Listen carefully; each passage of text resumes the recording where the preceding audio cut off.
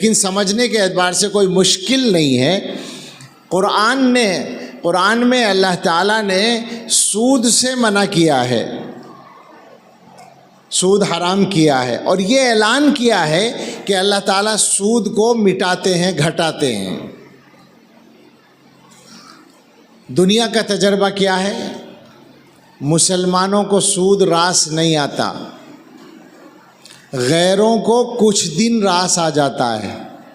میں نے کہیں پڑھا ہے، اللہ جانے بہت دن ہو گئے، کہ غیروں کو 40 سال تک راس آ سکتا ہے، مسلمان کو 2-4 سال سے زیادہ کام نہیں چلتا۔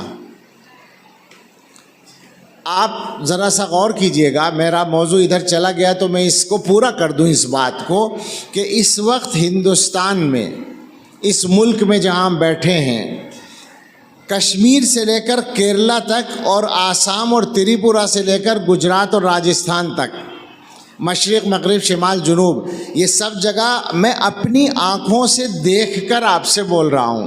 مجھے سال میں سینکڑوں جگہ جانا ہوتا ہے، اور ان اکثر صوبوں میں ہندوستان کے جا کر گزشتہ 5 سال 8 سال ہو گئے ہوں گے، تقریباً ہر سفر میں ہر جگہ جا کر پوچھا ہے، اس ملک کے مسلمان سودی قرضے میں بندھے پڑے ہیں۔